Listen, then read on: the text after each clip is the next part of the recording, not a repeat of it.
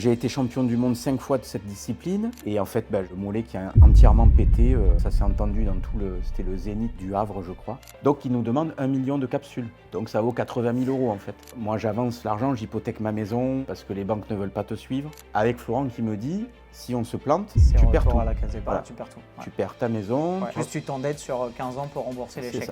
Des fois je peux avoir tendance à tester les gens pour voir quel est leur degré de fidélité. Au début, je voulais être une star de cinéma comme Jean-Claude Van Damme. J'ai vite compris que ça ne me conviendrait pas. Mes soldats, bienvenue dans ce tout nouvel épisode de Smart Fire, dans le cadre duquel je suis avec nul autre que Monsieur Christophe Cariou. Enchanté. Christophe, enchanté. Je viens de débarquer.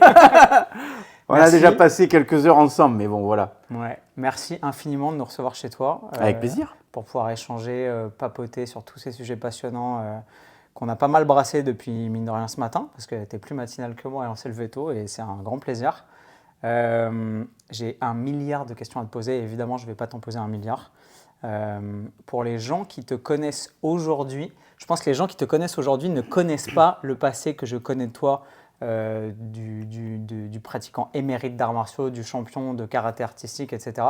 Est-ce que tu veux nous rétro-pédaler un tout petit peu sur ton parcours, à ta façon, pas de façon scolaire, juste voir par quoi tu es passé en termes de sport, les arts martiaux, etc., pour en arriver là où tu es aujourd'hui, qu'on comprenne un peu l'homme que tu es et la sensibilité que tu as construite au fil des années. Ok.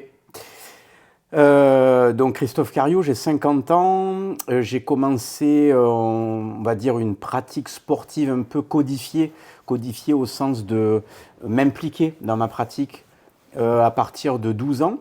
J'ai commencé par l'aïkido, où j'ai appris, on va dire, les rudiments d'un esprit martial, donc tout ce qui est lié à la discipline, au respect de soi-même, respect de l'autre, etc. C'est vraiment avec cette école-là que j'ai fait mes premières acquisitions de savoir. Mais j'avais quand même au fond de moi le besoin d'expérimenter quelque chose, une pratique qui était un petit peu plus virile pour l'adolescent que j'étais. Et donc, avec la sortie de films comme Bloodsport de Jean-Claude Van Damme, je me suis dit, c'est ça que je veux faire, c'est à ce monsieur que je veux ressembler plus tard. Et donc, je suis parti dans le karaté.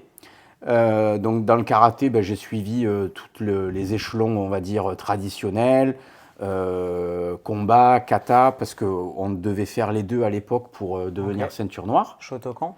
Alors ouais, j'ai fait du Shotokan, ensuite j'ai fait du Sankukai, voilà, de la série que certains peut-être de mon âge connaissent peut-être un peu.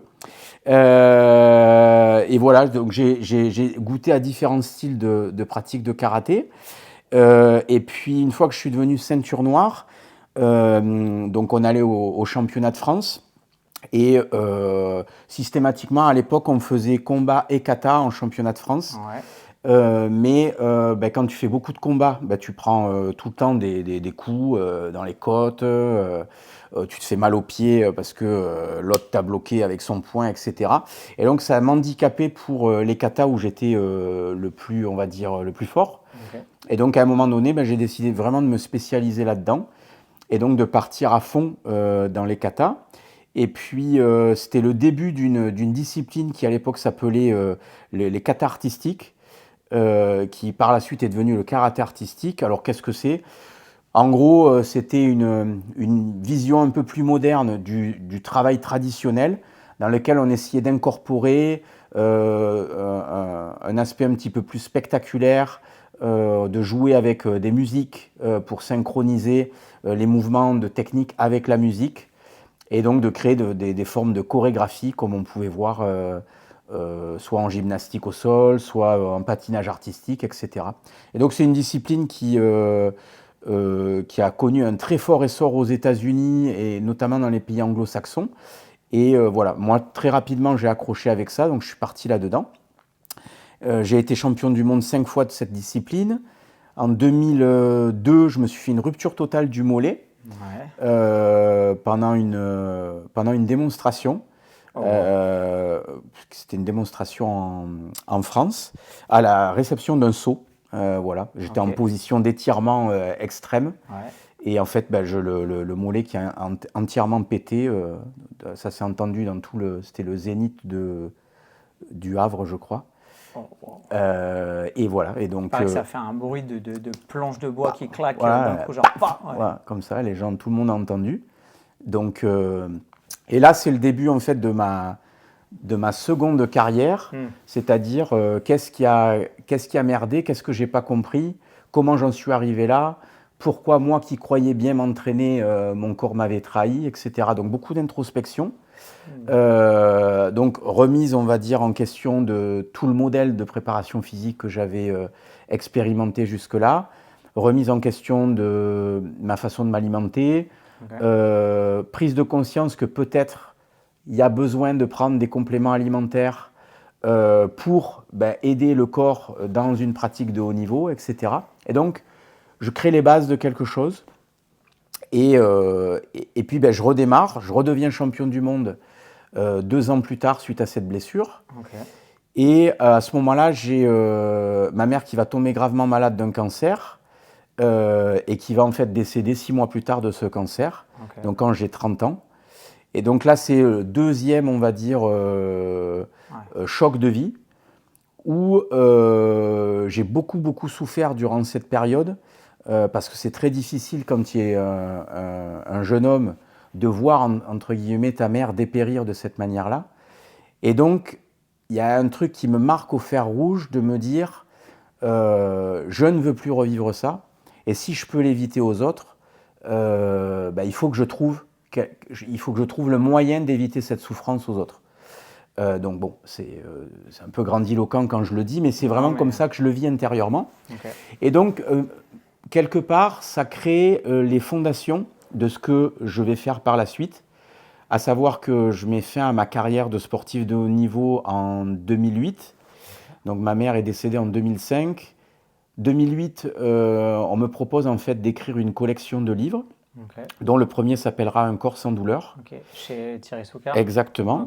Et l'idée en fait était de transmettre ce que j'avais appris, comment je m'étais rééduqué de ma déchirure totale du mollet, qu'est-ce que j'avais mis en place, qu'est-ce que j'avais compris ou expérimenté. Donc à l'époque, Internet n'existe pas, les réseaux sociaux n'existent pas encore, où on est vraiment au début d'Internet. Et donc cette collection de livres, elle connaît un très gros succès en France, puisque j'avais à en écrire 8 livres chez Soucard. Et donc ça va vraiment créer, si tu veux, les fondations de ma pensée, de mon système de pensée, avec quelque chose qui est très intéressant, puisque j'ai beaucoup de lecteurs qui me lisent et qui me disent « j'essaye, ça marche pas, ça marche, j'ai tel problème avec telle approche ou telle technique, moi, quand je teste telle alimentation, ça me convient pas ». Et donc je comprends rapidement que le livre est quelque chose de trop statique. Il te prend énormément de temps pour vulgariser de l'information. Et là, je me dis, il va falloir passer à un autre média, à une autre forme de média. Et donc, je décide de créer ma propre collection de livres en 2010, de manière à pouvoir auto-éditer mes livres et donc les changer quand j'en ai envie et quand c'est nécessaire, et de ne pas être tributaire d'un éditeur qui te dit on a tiré 5000. Voilà, il faut attendre que les 5000 soient vendus. Oui, mais moi, ma pensée, elle a évolué, je veux changer telle et telle chose. Ben, c'est pas possible. Et en même temps, il y a YouTube qui arrive en France. Et je me dis que comme dans tous mes livres, il y a un triptyque qui est basé sur travail corporel, préparation physique, nutrition et micronutrition, peut-être que toute la partie, on va dire, corporelle, elle peut être... elle peut me servir de mode de communication et en même temps de partage gratuit de marketing, tu vois, sur YouTube. Et donc, je suis un des premiers à lancer une chaîne sur YouTube, à communiquer sur mes livres. Et donc là, ça va renforcer le succès de mes bouquins, notamment ceux que j'auto-édite. Et là, pareil, dans tous les bouquins, je suis le premier à proposer un entraînement avec du petit matériel portable, des bandes élastiques, des choses comme ça, qui paraissent aujourd'hui évidentes pour tout le monde, mais qui à l'époque n'existaient pas. Et donc tout le monde me dit, bon, mais c'est bien sympa de nous faire acheter des bandes élastiques aux États-Unis, mais ça coûte une blinde C'est vrai qu'il y en avait cette import. critique-là, je me souviens Eh au ouais, début, ouais. vers Ouais, 2011-2012, ouais, c'est ça. exact. Et donc, ben, je crée ma boutique en ligne, donc qui, pareil, va connaître un franc succès. Et puis, dans tous les bouquins, comme je l'ai dit précédemment, il y a depuis quasiment... parce qu'avant d'écrire chez Soukar, j'écrivais également des livres pour les éditions Amphora. Ok. Et donc, depuis quasiment... depuis 25 ans, mes premiers livres, ils ont été écrits il y a 25 ans. Préparation physique pour les arts martiaux, c'est chez Amphora. Exactement. Je me souviens, sur la couverture, t'as pas une coupe à la Ken dans Tekken 3 où t'es blond, où tu fais une espèce de coup de pied comme ça là. Tout Je me souviens de ce bouquin. C'est exactement ça. Et donc chez eux, j'avais écrit ça, préparation physique des sports de combat et pliométrie et performance sportive. Okay. Et donc là également, dans ces bouquins-là, tu retrouves, si tu veux, mes propres recherches sur les plantes adaptogènes, donc l'ashwagandha, la rhodiola, etc. Ouais, il y a 20 ans. 25 ans. Oh, wow! Ah ouais, t'étais dans le futur. Ouais. Parce que c'est un discours qui est extrêmement actuel maintenant sur les adaptogènes, le cordyceps, machin, la X-Men et tout, l'ashwagandha, le rhodiola, c'est maintenant, quoi. Oui, pourtant, si tu veux, c'est des recherches qui ont été faites en 1960 par les Russes, notamment. Toutes les plantes adaptogènes, les leutérocoques, le ginseng, etc. Ouais. Tout ça, c'est vraiment les physiologistes russes qui avaient beaucoup planché dessus. Sauf que comme il n'y avait pas Google Trad, ben, personne n'avait accès en fait à des travaux et aux traductions de ces travaux. Et donc en fait, personne ne savait. Et il n'y a que assez tardivement qu'il y a eu des mecs qui se sont fait chier à traduire du russe, notamment en anglais. Donc il fallait également parler anglais pour avoir accès à ces sources d'informations. Et donc voilà, donc très tôt j'ai expérimenté des choses comme ça. Et donc ben, dans les livres que j'ai auto-édités, tu avais cette partie micronutrition. Et là pareil, j'ai été confronté à ma communauté qui me disait bon, commander aux États-Unis, au Japon, en Allemagne, en Chine, tu vois. Ça revient très très cher. Pourquoi tu ne crées pas ta gamme de compléments alimentaires? Et donc je savais que c'était le next step, mais je n'avais pas forcément moi la bande passante et les compétences, on va dire, techniques pour me lancer dans l'industrie du complément alimentaire où il y a un cadre réglementaire, un cadre législatif, une grosse barrière à l'entrée aussi en termes d'investissement. Exactement, initial. Tout à fait. Et donc, il y a cette chose qui me trotte dans la tête. Et mon frère, qui est ingénieur de formation, à un moment donné, je lui en parle, et puis les planètes s'alignent. Et je lui dis, voilà, j'ai besoin que tu mettes en place des process, comme tu as appris en école d'ingénieur. Voilà, un sourcing de matières premières de haute qualité, je ne veux que ça et rien d'autre. Je veux ça et comme ça et pas autrement. Voilà. Et une fois que tu m'as fait ça et que tu as lancé la gamme, après, je pense que je devrais me débrouiller. Et Florent commence à plancher là-dessus. Et puis au bout de 3 mois, en fait, il me dit il y a trop de choses à gérer, tu ne vas jamais t'en sortir. Il y a trop de trucs à penser. Il y a toutes les analyses microbiologiques à faire régulièrement. Enfin, il y a une somme de travail que tu ne mesures pas et qui va... tu vas devenir fou si tu fais... Parce que moi, j'administrais ma première société quasiment tout seul, avec l'aide d'un logisticien qui envoyait le matériel. Salut Pascal, si tu nous regardes. C'est toujours le même depuis des années. Génial. Et voilà. Et donc, du coup, Florent identifie que ça ne va pas être possible de faire ça tout seul. Et donc, il me dit, si tu veux, on crée une société tous les deux. Voilà. Et donc, c'est la naissance de NutriPure, courant 2017, où on va créer, en fait, ensemble, NutriPure. Voilà.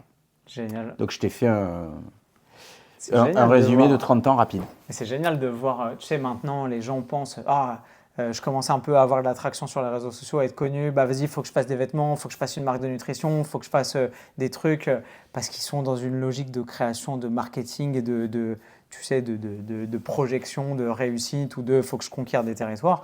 Mais toi, on voit qu'il y a une vraie progression idéologique de je veux amener des solutions aux gens, à la fois dans l'entraînement, dans la manière d'apprivoiser, d'arriver à former et à améliorer le corps, mais en même temps améliorer l'écosystème autour du physique, du mental et de comment je peux me nourrir avec les compléments alimentaires, de la nutrition, et qu'en fait, tu as internalisé toutes ces problématiques. C'est passionnant. Là où beaucoup de gens se diraient, bon, bah, je suis un peu victime du système, je continue à commander sur des sites. Moi, j'ai des potes, ils commandent avec des trucs où ils font livrer aux États-Unis, puis il y a une espèce de voyagiste qui groupe des colis et qui leur envoie des colis, des trucs de Taobao en Chine, en Asie, machin et tout.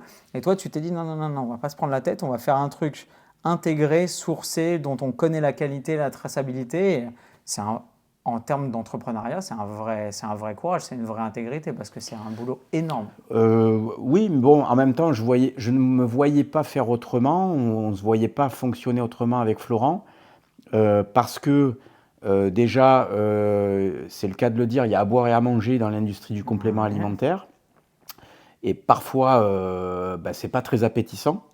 Voilà. Et comme je le dis souvent, le premier consommateur des compléments NutriPure, c'est moi, et que je suis très sensible à ce que je consomme.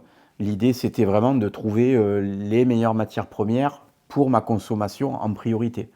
Voilà. Ce qui d'ailleurs a été quelque chose de très problématique au début, parce que quand on a choisi les meilleures matières premières, et que Florent m'a dit, pour les gélules d'oméga 3, ce que tu veux, en fait, il faut les faire fabriquer sur mesure.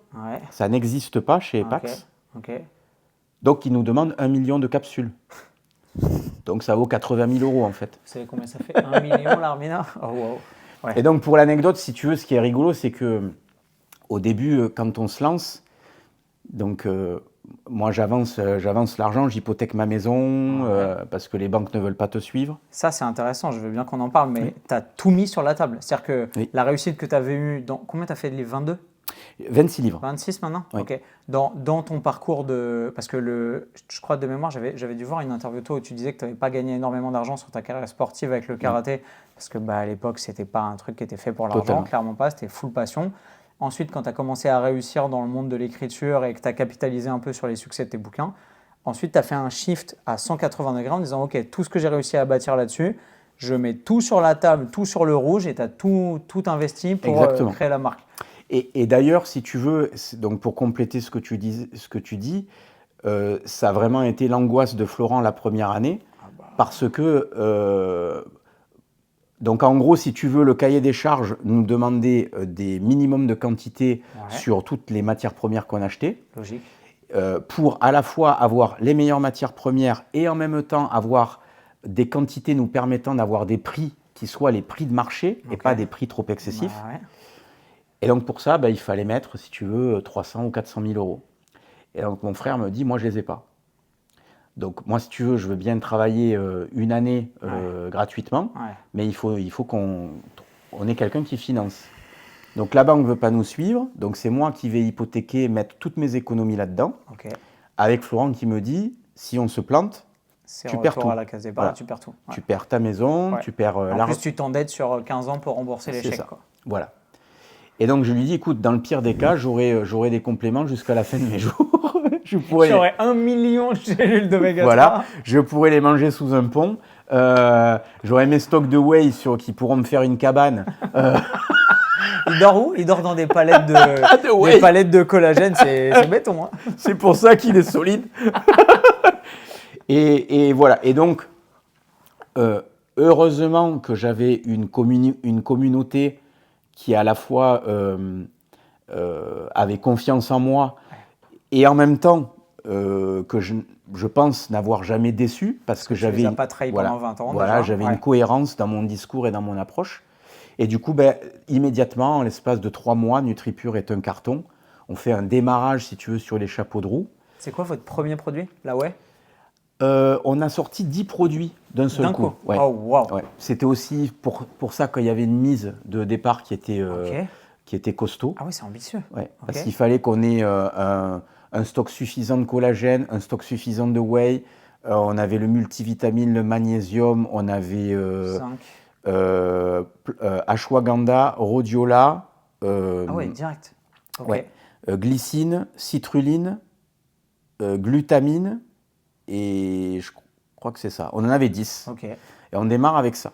Voilà. Et résultat, au bout de 3 semaines, le premier stock était écoulé. Ouais.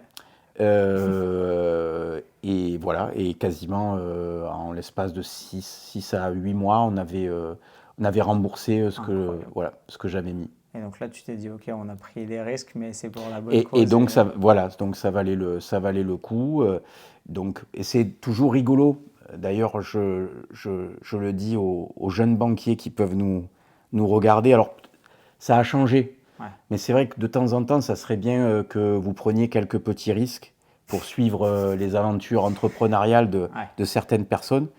Parce que aujourd'hui, c'est nos banquiers, si tu veux, qui nous courent un petit peu après alors qu'à l'époque, on était un peu les chats noirs. Persona non grata, exactement. C'est un peu comme le casino. C'est toujours eux qui gagnent et c'est toujours toi qui prends. Voilà. Donc c'est vrai que de temps en temps, ça serait bien que voilà. Alors il y a aussi des banquiers qui prennent des risques, hein, mais nous au début on n'a pas eu accès à cela, quoi. Voilà. C'est incroyable. En vrai, l'histoire elle est très très belle. Ah ouais. Parce que maintenant NutriPure, même il y a quelques années, c'était considéré comme un peu un petit outsider sur le marché français. Tu veux parler de chiffres ou pas? Moi, c'est pas trop ma sensibilité, mais si tu veux, tu peux. De part de marché, j'en sais rien, pour que les gens se rendent compte. Aujourd'hui, on doit être dans les 5 plus grosses marques françaises. Ouais. On a quasiment 90 salariés à temps plein qui travaillent pour nous. Ouais. Apparemment, on est les premiers acheteurs de whey en France. En termes de code de popularité auprès du marché français, vous êtes très très haut. Ouais, voilà. Donc non, c'est un beau succès. C'est beaucoup de travail. C'est énormément de boulot au quotidien. Une belle implication de toutes les équipes qui bossent avec nous. Ouais.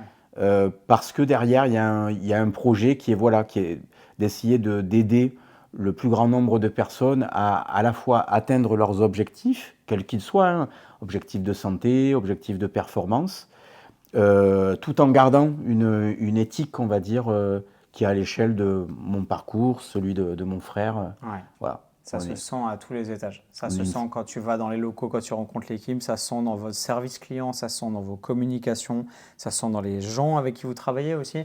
Tu vois, il y a Cyril Gann qui vient d'intégrer l'équipe. Je ne sais pas si les gens sont au courant, mais rien que ça, c'est incroyable. Et il n'y a que des bons gamins dans cette équipe, j'ai l'impression. Et ça se vérifie à chaque fois que je parle avec quelqu'un qui bosse de près ou de loin avec NutriPure. C'est toujours le cas, en fait. Et c'est super appréciable.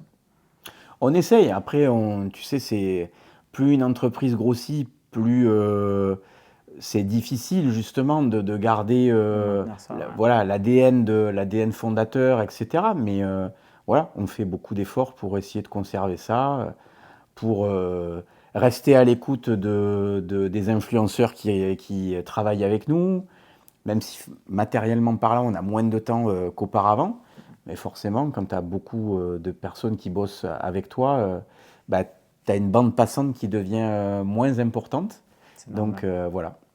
Bon, vous l'aurez compris, le podcast est évidemment sponsorisé par NutriPure depuis 1 an, mais aujourd'hui plus que jamais. Et si vous voulez tester les compléments de la marque et que vous ne les avez jamais testés, vous avez moins 10% sur votre première commande avec le code DAVAI. Le lien sera juste en dessous. J'allais dire pour soutenir le travail de Christophe, mais on n'en est même plus là. Soutenez le mien un peu de travail.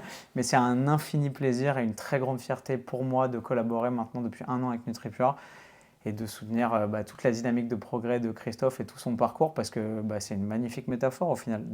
Et tu sais, il y a un peu un truc limite spirituel d'intégrer tu sais, de faire du soi avec ce que toi tu as créé, de consommer tes produits et de faire des tendons, des fascias, des muscles, des os avec ta science et ton parcours et ce que la vie t'a amené aussi en termes de sensibilité.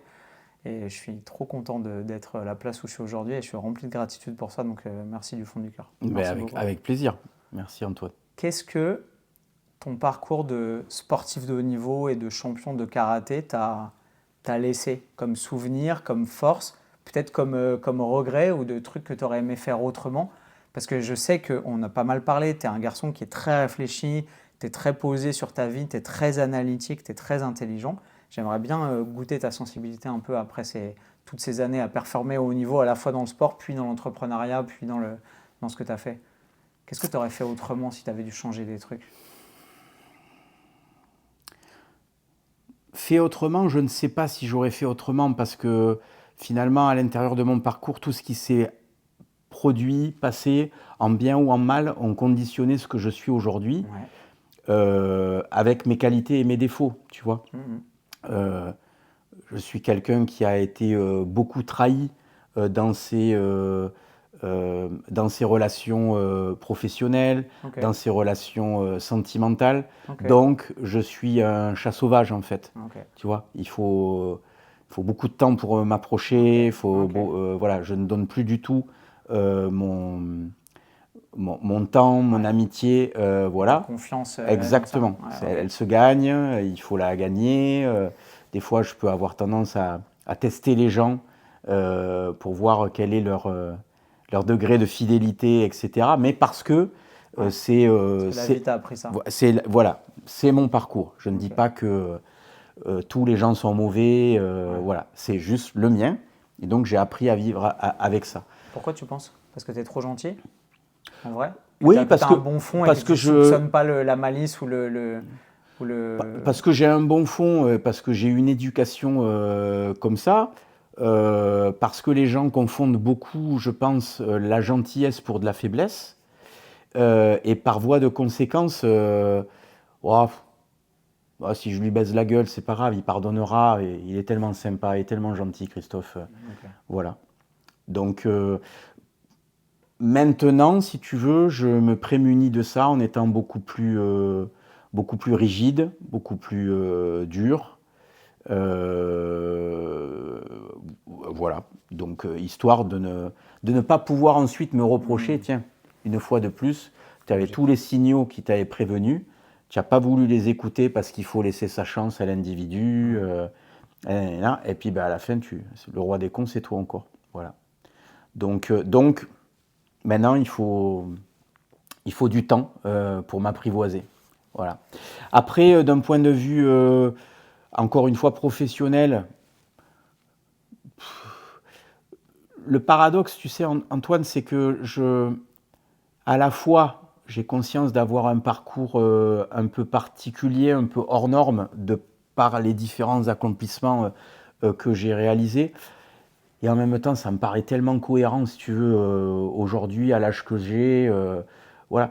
C'est sûr et certain que peut-être pour une jeune génération qui pourrait nous regarder, étaler une carrière sur 30 ans aujourd'hui, ça paraît un peu lointain, prendre trop de temps à l'ère d'Internet où on doit devenir millionnaire en l'espace de 2 ans ou de 3 ans.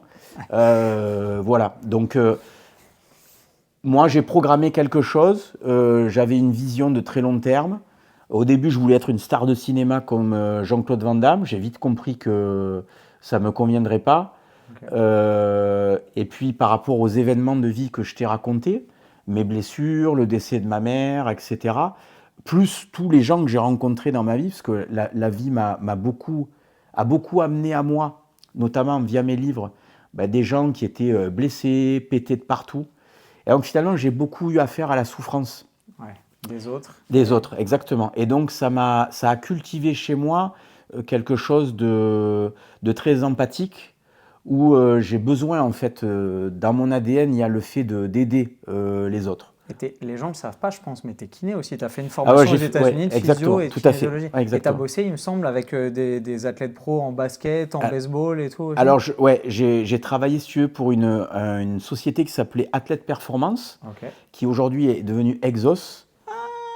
Ah, Voilà. ok, d'accord. Et donc, avant que ça devienne Exos, c'était Athlète Performance. Ok. Et donc, ils avaient 3 ou 4 centres aux États-Unis. Et donc, moi, j'ai travaillé dans un de ces centres Ok. quand j'étais en période de rééducation. Ok. Parce que, si tu veux, quand je me pète le mollet, en gros, on me dit que la carrière de haut niveau, c'est terminé, tu ne reviendras plus. Donc, qu'est-ce que je fais, en fait? Je vais faire de la physio, machin. Et puis là-bas, je vais expérimenter beaucoup méthodes, de méthodes, ouais. d'approches différentes qui vont me permettre de me rééduquer.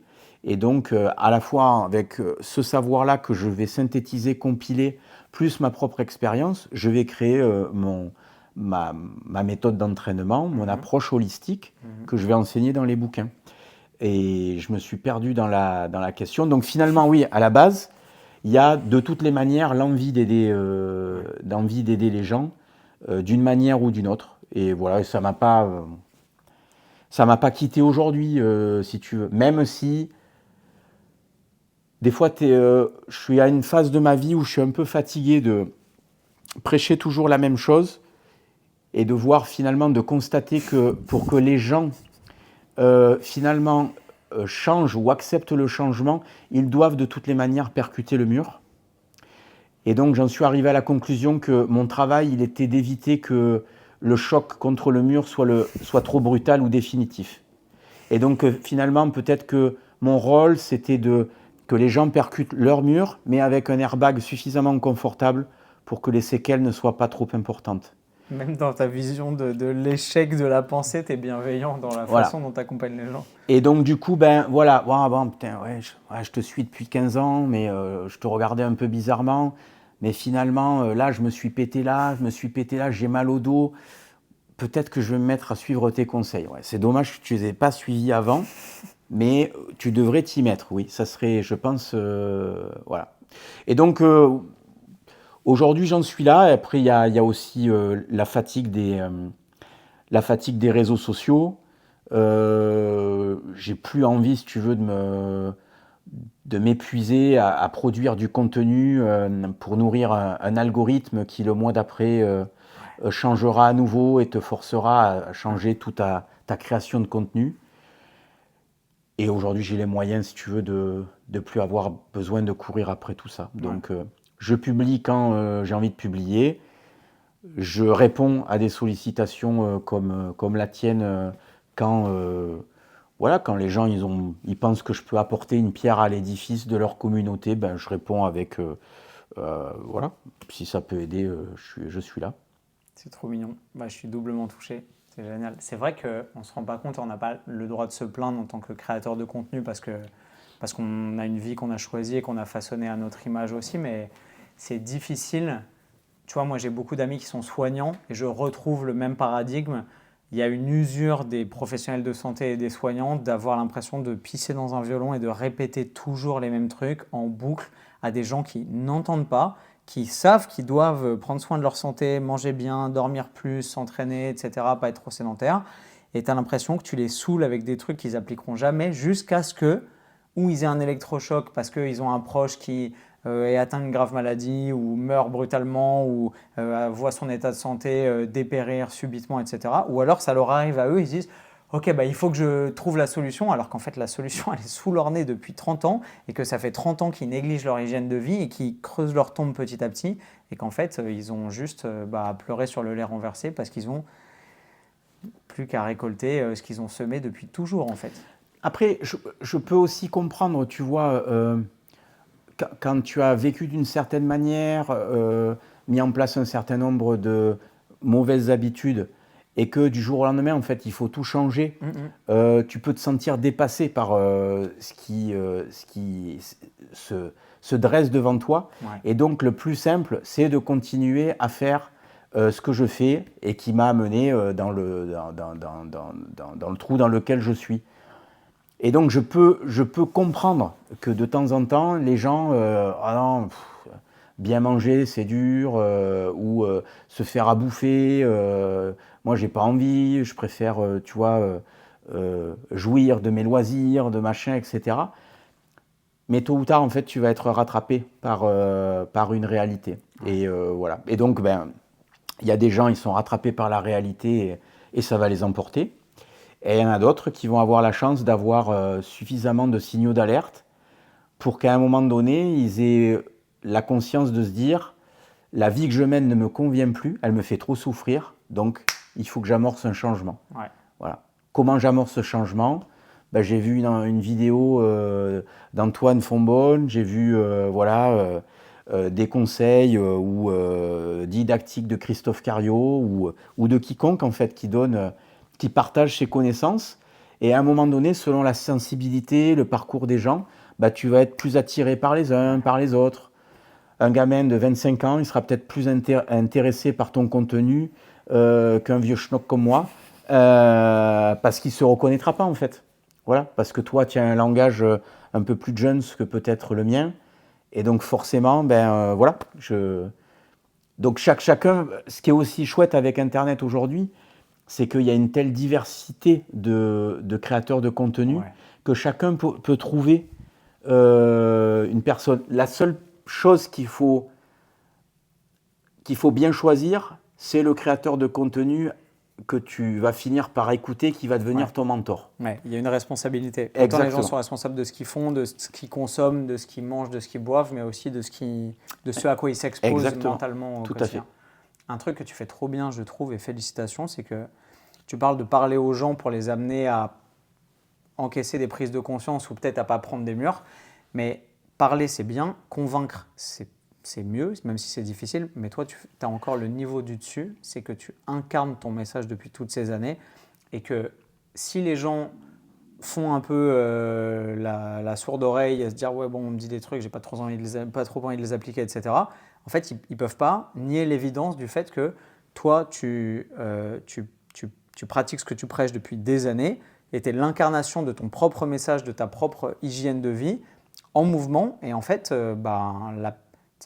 pourquoi ça me vient en anglais, the proof is in the pudding, mais tu sais, genre le résultat, il est là en fait, il est sous nos yeux, et la phénoménologie de la façon dont tu mènes ta vie depuis 50 ans, et ben en fait, elle est évidente pour tout le monde. Et maintenant, peut-être que tu dis, ouais, il y a 20, 30 ans, il me regardait un peu bizarre, mais en fait, maintenant, personne ne peut nier que tu es une personne de 50 ans depuis peu, dans une forme physique incroyable, avec une santé géniale, avec une acuité mentale, la capacité de se concentrer sur des sujets très complexes, d'arriver à manipuler aussi mentalement plein de trucs différents avec lesquels tu n'as pas forcément d'affinité dans un premier temps, mais tu as une flexibilité aussi d'esprit qui est hyper appréciable, parce que tu as entretenu tout ça pendant des années, et que maintenant, les gens se disent « ah bah maintenant ça paye ». Mais non, en fait ça paye depuis 30, 40, 50 ans, et c'est juste qu'eux, ils ont fait le chemin inverse en s'écartant petit à petit de l'optimal au fur et à mesure à force de se négliger, et que maintenant le gouffre entre eux qui n'ont rien fait pour entretenir leur santé mentale et physique et toi qui as tout fait bien, bah, il est abyssal en fait.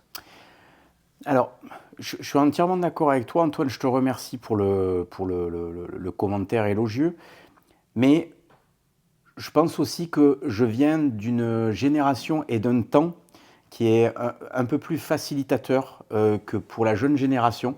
Okay. Parce que aujourd'hui, avec les réseaux sociaux, tu peux te mettre à l'Irox parce que tu trouves ça génial. Et puis dans 6 mois, il y aura un autre truc qui va sortir et tu vas... Parce que tout le monde en parle, parce que ça devient à la mode, parce que finalement c'est hype de faire ça, tu vas vouloir en fait te lancer dans ce nouveau truc. Et donc ça devient très difficile d'avoir une culture de long terme sur quelque chose.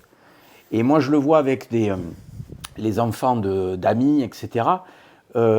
Il y a très peu de jeunes, d'ados, qui finalement aujourd'hui se mettent dans des disciplines et vont les poursuivre pendant 5 ans, 10 ans, parce que l'époque ne facilite plus ça. Moi, avant, tu choisissais une voie et puis tu t'y fixais. Parce que sinon, tu avais papa et maman qui te disaient attends, avec tout ce que tu nous as fait dépenser comme pognon pour aller au karaté, c'est pas pour arrêter demain. Hein.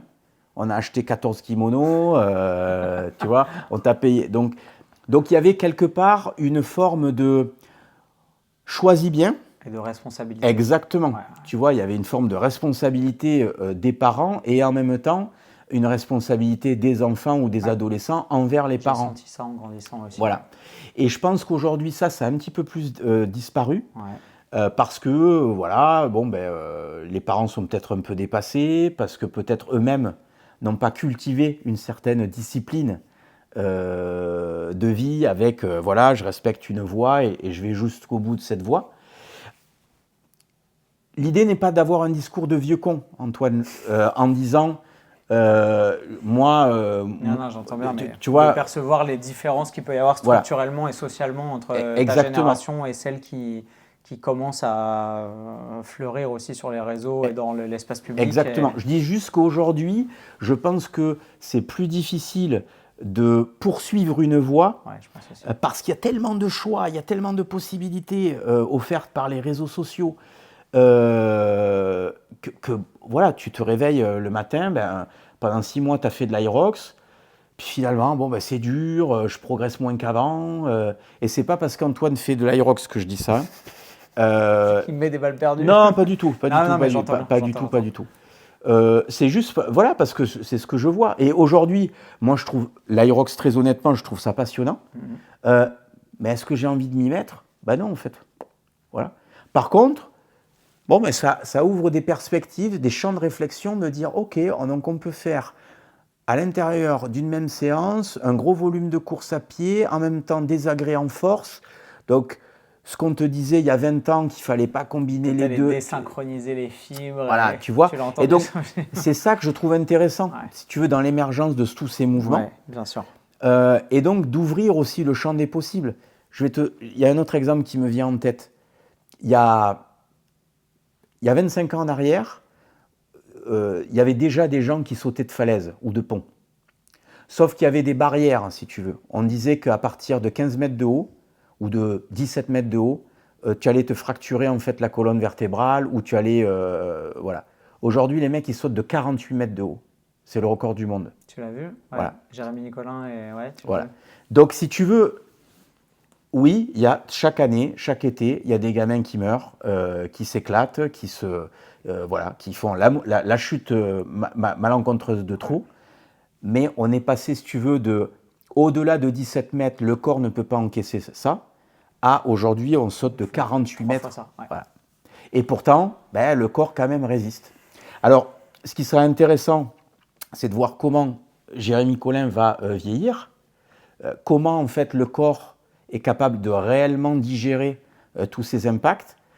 Et malheureusement, ben, c'est les premiers de cette discipline qui vont un peu jouer Les pionniers. les pionniers, Ouais. les cobayes, en singes de disant l'espace. bon, sauter qu'une fois par an de 50 mètres parce qu'au-delà, ça laisse trop de séquelles quand on arrive à 40 ou 50 ans. Voilà. Et donc, ce que je trouve intéressant, c'est qu'on est dans une génération et un temps qui va très très vite avec Internet et les réseaux sociaux. Et moi, mon expérience de vie et ce que j'observe de la nature humaine m'a toujours montré que finalement l'humain reste un humain et que ben, y a des fondamentaux qu'il faut quand même conserver. Tu ne peux pas outrepasser certaines fonctions physiologiques trop longtemps et trop loin parce que ben, sinon le corps se rappelle à toi, quoi. C'est marrant ce que tu dis. J'ai l'impression aussi d'avoir surfé ces explorations de communautés différentes dans les 10, 15, 20 dernières années. Tu vois, il y avait le parcours avec en France. Et en fait, je ne sais pas si les gens se rendent compte qu'en France, on a un vrai terreau de vrais sportifs, de vrais explorateurs du corps, des limites, de la conscience aussi. On a les meilleurs apnéistes, on a les meilleurs athlètes de parcours, on a des grimpeurs exceptionnels, on a des combattants exceptionnels, à la fois en judo, en karaté évidemment, mais dans plein de disciplines comme la boxe thaï, le kick, dans plein de trucs. Et on a cette chance-là d'avoir des gens qui sont curieux et qui avancent et qui repoussent les limites. Tu vois, le parcours, moi je me souviens, j'allais faire du parcours avec les Yamakasi au Kremlin-Bicêtre. En 2000, j'étais en licence, donc 2008-2009. Et c'était pas le balbutiement. Il y avait eu Sébastien Foucan, il y avait eu David Bell, il y avait eu les Yamakasi, il y avait eu tout ça. Mais tu as eu plein d'explorations de communautés un peu dans tous les sens qui, grâce à l'émergence des réseaux, ont réussi à rentrer dans des chambres d'écho et à se motiver les uns les autres, à rentrer en contact, à partager leurs techniques, leurs pratiques, leurs passions. Et je sais pas, on a vu éclore ces 10, 15, 20 dernières années des trucs passionnants sur tout ça. Et effectivement, c'est souvent une dérive parce que maintenant, on en arrive à beaucoup de superficialité, beaucoup de comparaisons et tout sur les réseaux. Tu vois, j'avais fait une vidéo en 2018 sur le naturel à l'âge des réseaux sociaux, les stéroïdes, l'espèce d'impératif catégorique de toujours s'améliorer au prix de sa santé physique et parfois mentale malheureusement. Donc il y a plein de dérives sur tout ça, mais en même temps, ça amène tellement d'enrichissement potentiel et de connexion et d'interconnexion dans des mondes qui étaient similaires mais qui ne se parlaient pas, et en même temps dans des mondes qui sont très différents et qui maintenant peuvent interagir entre eux. Je trouve ça trop bien et c'est trop intéressant d'avoir ta vision avec le recul critique que tu as sur tout ça pour pouvoir enrichir cette dynamique actuelle, c'est génial. Donc, pour clôturer peut-être cette parenthèse grandement ouverte, en fait, ce qui est génial, c'est qu'effectivement, les limites humaines sont repoussées.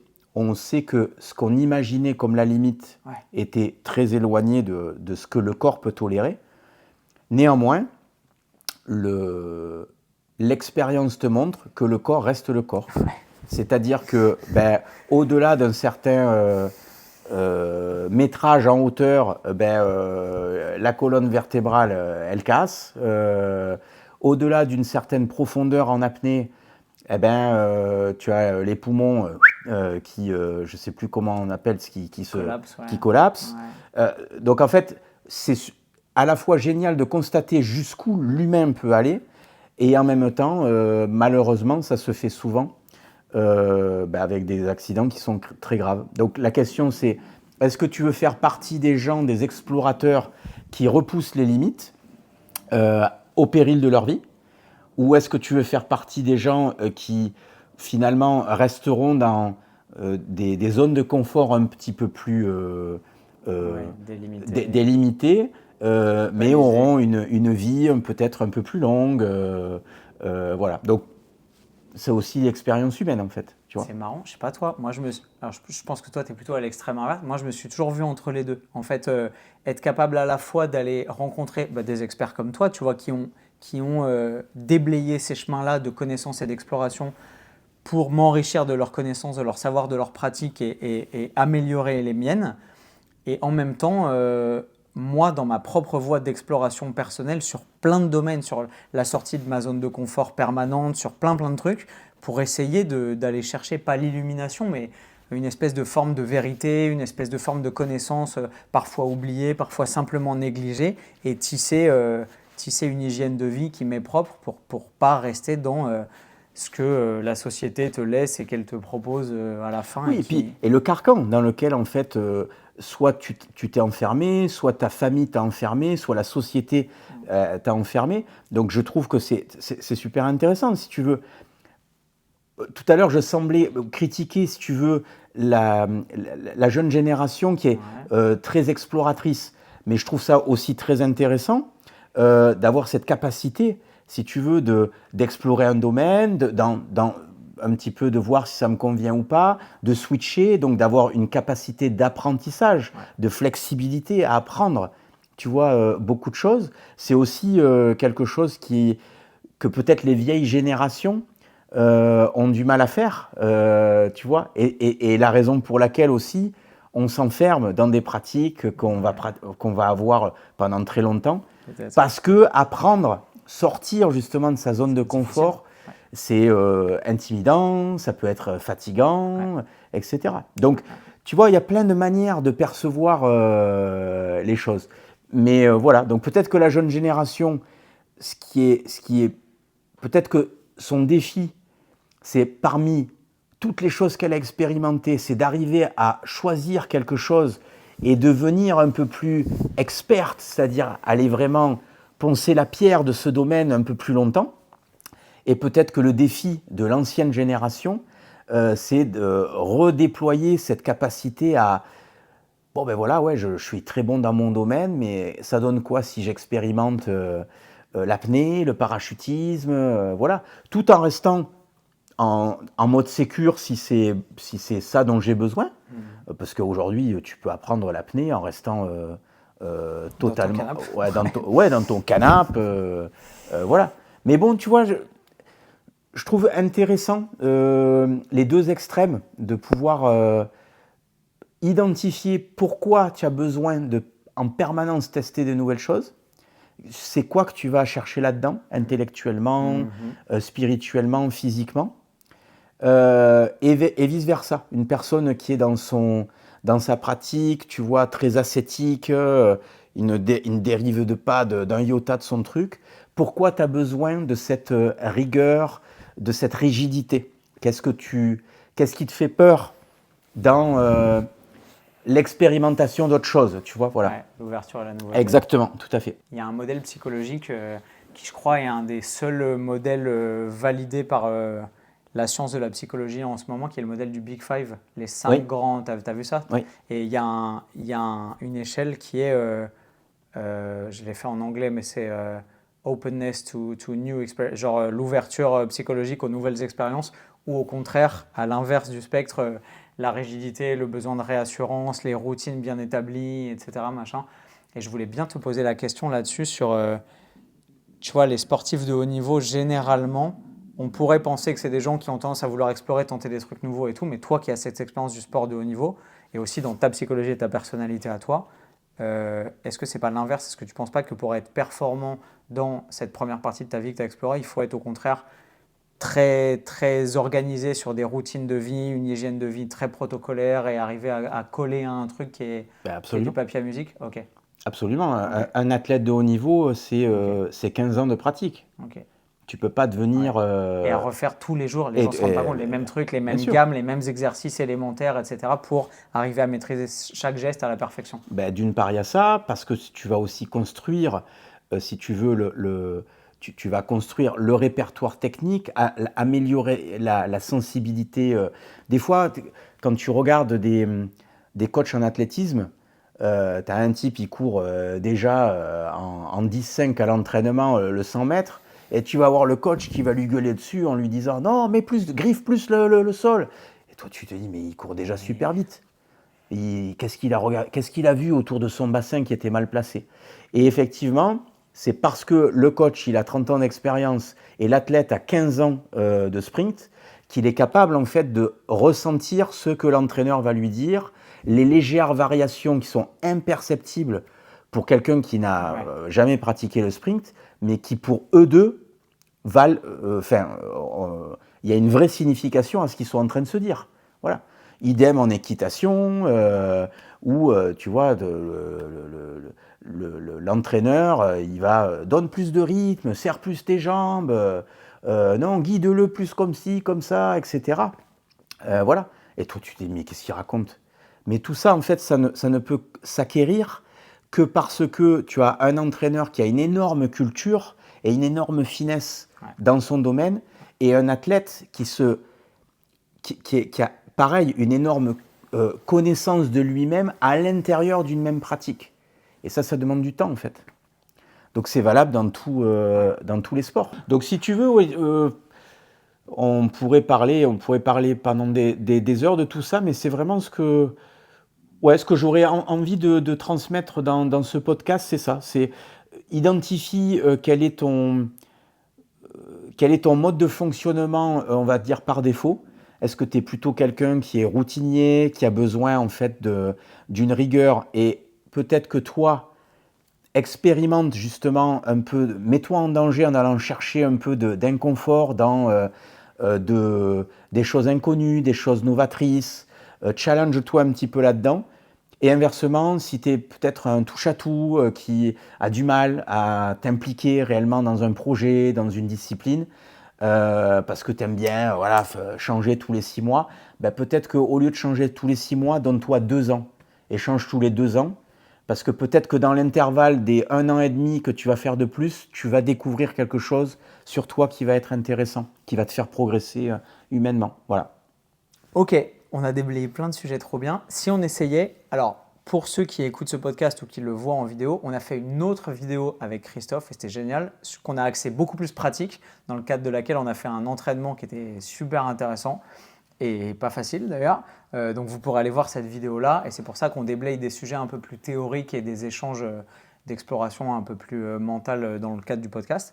Mais j'aimerais bien qu'on mette un peu de conseils pratiques pour les gens qui vont écouter cet épisode-là aussi parce qu'ils se disent ouais, c'est super intéressant ce qu'il nous raconte, etc. Mais moi, Christophe Carillo, j'en ai entendu parler parce que c'était un super champion et que maintenant il donne des super conseils en nutrition et qu'il a soigné des gens et qu'il donne plein de conseils pour avoir un corps sans douleur et plus de douleurs persistantes dans les articulations et tout. Si on essayait de synthétiser un peu toute la sagesse de ton enseignement, de ta pratique et de toutes les recherches que tu as eues aussi, je sais que c'est très dur, mais pour donner des conseils pratiques aux gens qui aimeraient prendre soin d'eux, être en bonne santé, construire une hygiène de vie solide, qu'est-ce que tu conseillerais et qu'est-ce que ta sensibilité t'amènerait à conseiller en premier comme grande base, comme grands invariants et trucs à mettre en place le plus simplement possible pour quelqu'un qui ne serait pas familier avec tout ce que toi et moi on explore depuis 35 pour moi et 50 pour toi. Première des choses, si vous ne le faites pas déjà, mettez-vous à pratiquer le sport avec régularité parce que c'est le meilleur anti-âge, c'est vraiment le facteur de longévité le plus important. Donc régularité dans une pratique sportive dans laquelle on va chercher à combiner du renforcement musculaire et du travail cardiovasculaire. Donc si par exemple je me prends de passion pour un sport en particulier qui est plutôt à dominante endurance, ça va être intéressant de rajouter par exemple deux séances ou 3 séances de renforcement musculaire pour essayer de rééquilibrer certaines choses de ma pratique d'endurance. Et si je suis plutôt un type qui aime les sports de combat, qui aime, je sais pas, l'athlétisme, le sprint, plutôt se dire que je nourris déjà mon corps par un travail de prépa physique explosif, musculaire, et peut-être aller chercher un travail d'endurance, peut-être complété par du travail de mobilité. Et finalement, le maître mot de tout ça, c'est garder ce principe de régularité qui est pour moi est le plus important. Il vaut mieux s'entraîner peu mais souvent plutôt que beaucoup puis s'arrêter pendant 2 mois et reprendre, etc. Ça c'est le meilleur chemin pour se blesser régulièrement parce que vous passez par des phases où votre corps va s'adapter aux efforts que vous lui infligez et par des phases où votre corps se désadapte. Et en fait, le corps, il n'aime pas du tout ça. Il n'aime pas ces phases d'adaptation, désadaptation. Et donc finalement, là où il va se sentir le mieux, c'est quand vous allez avoir un cercle vertueux dans lequel il y a une stimulation régulière qui n'est pas trop intense, mais suffisante, qui est inconfortable, pour pouvoir le forcer en permanence à mettre à jour, on va dire, ces processus cellulaires de réparation, etc. C'est vraiment comme ça qu'il faut, à mon sens aujourd'hui, voir une pratique de long terme. Voilà. Ok. Ça, c'est sur le sport. Oui, le sport. Ce qui, pour moi, est qu'on l'appelle sport, qu'on l'appelle activité physique, qu'on l'appelle mouvement, mais c'est la même chose. C'est juste bouger et prendre du plaisir à créer un effort physique contre un certain degré de contrainte pour développer des capacités physiques et athlétiques différentes et explorer ces champs-là. Et au même titre, tu vois, mais comme on en a parlé dans l'autre vidéo, je ne sais pas si les gens la regarderont ou pas, je pense que ce qui est très important, c'est par rapport à ce que je vous ai dit précédemment, c'est si vous avez une tendance naturelle à être plutôt endurant, à avoir des facilités en endurance, vous tirerez un meilleur parti de faire du renforcement musculaire et vice-versa. Si vous êtes plutôt quelqu'un d'explosif, de fort, vous aurez un intérêt à pratiquer de l'endurance pour rééquilibrer, pour apporter quelque chose qui va au final vous faire progresser sur le long terme. Mais il faut juste accepter qu'on ne pratique pas sa discipline de prédilection ou l'effort de prédilection et aller se confronter justement à quelque chose qui est un peu challengeant pour l'organisme. Ouais, il y a un vrai truc psychologique de je ne pratique pas des disciplines simplement parce que ça me dorlote dans mon sentiment de supériorité ou ça flatte mon ego parce que je suis bon et donc ça me renvoie l'image que je suis compétent, mais j'accepte aussi de faire une certaine part de trucs dans lesquels je suis par définition mauvais, justement parce que c'est sur cette part d'ombre qu'il faut que je bosse et que c'est ça qui va améliorer mon potentiel global. Et puis parce que de manière générale, en fait, au bout d'un certain temps de pratique, tu vas atteindre des plateaux. Et donc, le meilleur moyen, soit tu vas avoir 2 catégories de gens, soit des gens qui vont, parce qu'ils atteignent un plateau, chercher à forcer plus. Donc, tu vas avoir, par exemple, en endurance, des gens qui courent, je sais pas, je te dis une bêtise, 80 heures par semaine. Et puis, ils vont se dire, comme je progresse plus, je vais passer à 100 heures par semaine ou 120 heures par semaine. Et c'est là, en fait, que tu vas traumatiser le corps.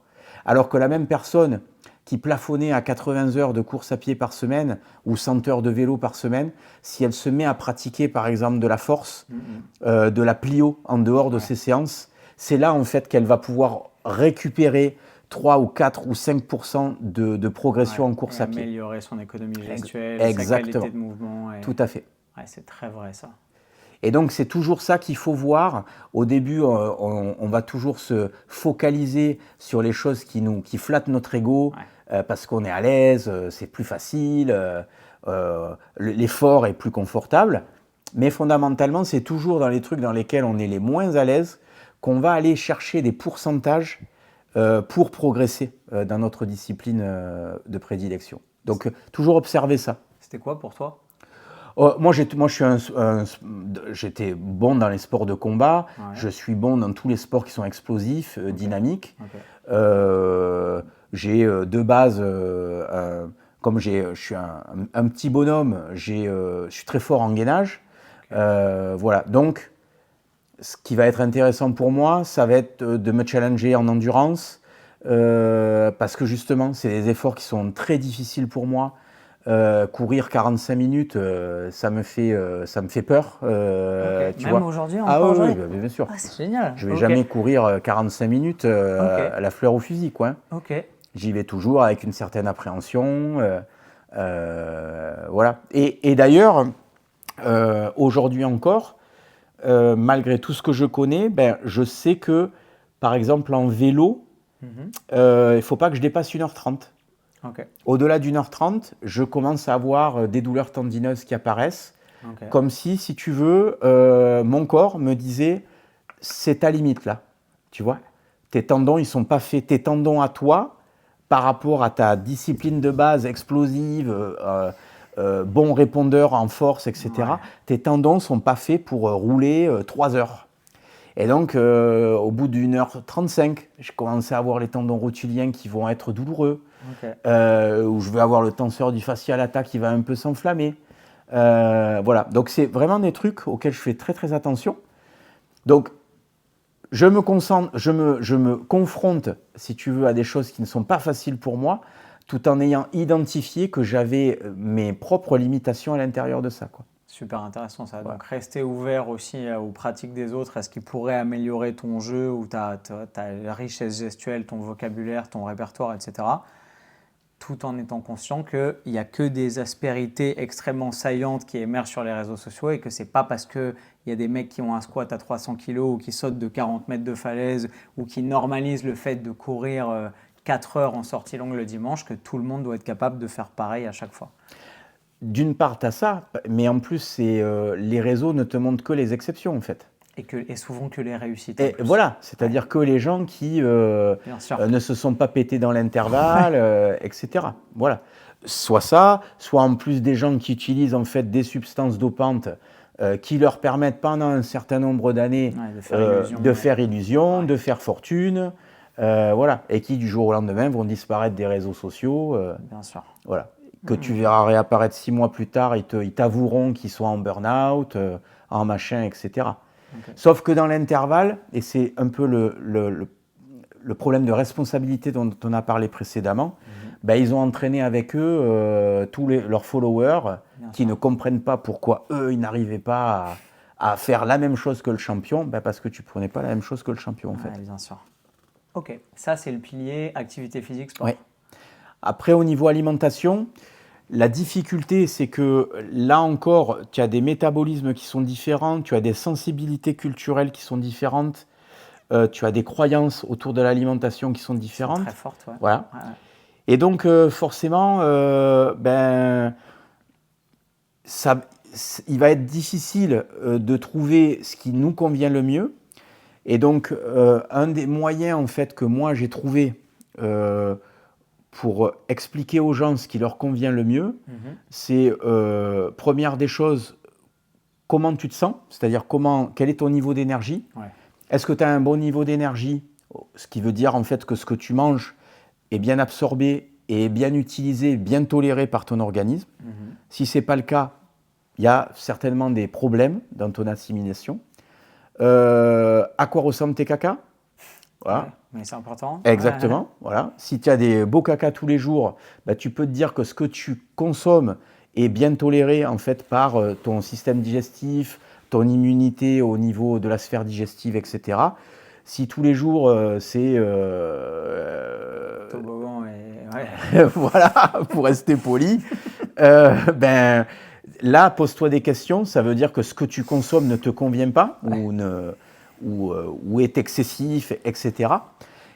Et donc, voilà. Et après, ben, il y a pareil, les sensibilités auxquelles et les biorhythmes auxquels tu es un petit peu sensible au quotidien. Il y a des gens qui naturellement font du jeûne intermittent sans même s'en rendre compte parce qu'en fait, ils n'ont jamais fait le matin. Et donc, ben, ils vont commencer à manger vers 11 h ou vers midi. Voilà, et s'arrêter de manger vers 20 h ou vers 21 h. Et ça leur convient très bien. Tu en as d'autres, tu vois, qui se lèvent très tôt et qui vont avoir besoin de manger très tôt le matin. Et par contre, ben, quand je mange tardivement, ben, moi, voilà, je digère pas bien, je dors pas bien. Donc, ben, j'ai pris le parti, si tu veux, d'arrêter de manger à partir de 18 h, 18 h 30. Okay. C'est mon dernier repas. Okay. Voilà, sauf vraiment quand on m'invite à un restaurant et que je sais que ça va faire plaisir aux gens, etc. Okay. Mais de manière générale, voilà, moi, l'architecture de mon alimentation, ça va être petit-déj vers 7h, 7h30, et puis dernier repas vers 18h, 18h30. Voilà. C'est marrant, c'est l'inverse de... Moi, je fais l'inverse. Je mange à midi, midi et demi, et dernier repas à 21h, 22h, ça me pose aucun problème. Ouais. Alors que moi, si je mange à 22h, je ne peux pas dormir, en fait. Ouais. Tu vois, je vais être sur la digestion. Il y a aussi le fait que tu te couches plus tôt, tu te couches vers 21h30, 22h. Exactement, c'est ça. Donc tu peux pas manger en dormant. C'est quoi Et donc après, la question subsidiaire qui peut venir dans la conversation, c'est est-ce que le jeûne intermittent c'est mieux qu'une alimentation traditionnelle? Est-ce que le régime cétogène c'est mieux qu'une approche, on va dire, omnivore et un régime méditerranéen? Quid du régime carnivore, etc. En fait, je pense que personne n'a la réponse. Ouais. Je crois fermement qu'il y a des régimes alimentaires qui vont convenir à certains moments d'une vie et pour résoudre certaines problématiques. Je ne pense pas que le régime cétogène soit un régime qui doive être utilisé de manière permanente. Socialement, c'est compliqué. Hein. Exactement. Notamment, mais... Néanmoins, c'est une approche alimentaire qui peut redonner une bonne sensibilité alimentaire parce que tu réadaptes entre guillemets ta physiologie, tu effectues une forme de reset. Mais est-ce que c'est bon sur le long terme? Moi, j'aurais tendance à dire que non, parce que en fait, l'humain est de base omnivore. Donc, il est fait pour avoir... peut-être qu'il y a une saisonnalité à certains modes d'alimentation. Ouais. Ça, je veux bien l'entendre, tu vois. Qui aurait peut-être, par rapport à la physiologie naturelle, au fait qu'il y a encore 10 000 ans en arrière, on n'avait peut-être pas autant de profusion alimentaire qu'aujourd'hui, et que peut-être que l'hiver, il y avait un switch métabolique qui s'effectuait parce qu'il y avait plus d'aliments gras, il y avait plus une raréfaction de toutes les sources de glucides, etc. Et qu'inversement, l'été, ben, avec les fruits, avec tout ça. Donc, il y a peut-être une forme de cohérence là-dedans. Régime carnivore, ça peut être très intéressant pour les gens qui ont des gros problèmes d'immunité. Ouais. Parce qu'en fait, en enlevant, si tu veux, la majorité des graisses, la majorité en fait des glucides, des fibres, bah, là aussi, tu vas faire un reset immunitaire. Ouais. Mais tous les gens qui sont un peu honnêtes... Sur le long terme, quand tu vois les gens qui poussent au bout de 3-4 ans... Voilà, c'est ça. C'est exactement là où je voulais en venir. Et donc, finalement, tu t'aperçois que toutes ces approches alimentaires, elles peuvent avoir une utilité peut-être à moyen court terme pour agir sur certains paramètres physiologiques. Est-ce qu'elles sont faites pour être tenues longtemps? Aujourd'hui, moi, je ne pense pas. Voilà. Ouais, je ne pense pas non plus. Et je suis en train de parler avec quelqu'un, ça, les gens, je ne sais pas s'ils le savent, mais je crois que tu as un BTS diététique aussi. Oui. Ok. Tu l'as passé il y a longtemps? C'est le premier diplôme que j'ai eu. Okay. Donc, je devais avoir 20 ans ou 21 ans. Ok. Tu as eu l'impression d'apprendre vraiment des trucs? Non. Non, ok. Parce que, bon, enfin, je ne suis pas là pour cracher dans la soupe, mais enfin, tous les élèves que moi j'ai formés, tous les amis que j'ai qui l'ont passé et tout, enfin c'est terrifiant le constat, mais ils disent que c'est un diplôme qui est avec des connaissances datées des années 60 et que, enfin, Déjà à l'époque, il y avait un problème. On apprenait, si tu veux, on nous apprenait que le plus important pour un diabétique, c'était le contrôle de la glycémie dans le sang. Et qu'est-ce que vous proposez à une personne diabétique au petit-déj? Ben, en fait, du pain beurré avec. Voilà, tu as tout compris. Et là, je me disais, mais vous n'avez pas dit dans les cours qu'il y avait un problème entre la charge glycémique, l'index glycémique? Oui, mais le plus important, c'est de contrôler la glycémie et d'ajuster avec les injections d'insuline. Oui, mais peut-être qu'en amont, on pourrait peut-être faire des trucs, tu vois. C'est dingue. Bon. Ok, d'accord. Et donc là, très rapidement, là, pareil, j'étais sorti des sentiers battus. Mais tu as réussi à aller au bout des 2 ans avec les stages, les trucs, les pratiques Ah ouais, et tout, ouais. et avoir la patience d'avaler des couleuvres comme ça. Moi, je peux pas. J'ai essayé, j'en ai pas parlé publiquement, mais tu vois, j'ai essayé de faire un BTS diététique là il y a quelques années parce que je m'étais dit, ok, tout le monde me dit, tu as des super connaissances et tout machin, mais est-ce que tu as un diplôme là-dessus? Est-ce que tu es diététicien, machin? Donc je dis, bah, je vais rentrer dans les clous, je vais montrer patte blanche et tout. Et je peux pas en fait. Enfin, c'est impensable de retourner, perdre 2 ans de ta vie sur les bancs de la fac pour apprendre. Tu vois, je l'ai fait en prépa physique, je suis allé repasser un DU à Dijon et tout, où j'ai appris plein de trucs et c'était cool et ça m'a ouvert une belle ouverture d'esprit et tout machin, mais sur la diète, c'est pas possible. J'ai essayé, c'est tant qu'ils changeront pas le contenu du diplôme et des enseignements et le niveau des connaissances partagées, enfin, c'est dingue quoi. Alors que pour l'instant, on est quand même le pays de la gastronomie et des arts de la table. On devrait se dire, bon, bah, peut-être qu'on peut faire les choses en cohérence et écouter un peu les résultats des dernières recherches scientifiques, mais tu vas dans n'importe quel autre pays du monde, tu as l'impression qu'ils sont cohérents dans la manière dont ils partagent les connaissances de façon institutionnelle. Et chez nous, même les gens qui te transmettent le diplôme se disent, ouais, je sais, ok, bon, mais je suis obligé de vous l'apprendre. Okay, Tu sais, Antoine, c'est la même chose, si tu veux, au niveau des compléments alimentaires. C'est-à-dire qu'aujourd'hui, pour le principe de précaution, par exemple, la France, avec la DGCCRF, donc l'organisme de répression des fraudes, va obliger les vendeurs de compléments alimentaires à mettre des seuils, on va dire, maximales autour de certaines vitamines. Ouais. Par exemple, la vitamine D, c'est l'exemple le plus typique. En fait, les mecs te disent, vous n'avez pas le droit d'indiquer une quantité que toutes les études scientifiques disent qu'il faudrait la multiplier par 100. Et donc, oui, mais c'est la loi en fait, monsieur. D'accord, ok. Bon, voilà. Donc tu mets dans tes étiquettes, ne pas dépasser ça. La dose, par exemple, qu'on n'a pas le droit de dépasser sur la créatine, c'est 3,6 grammes. C'est la dose légale, voilà. Donc, est-ce qu'il faut en prendre plus? Les études disent que oui.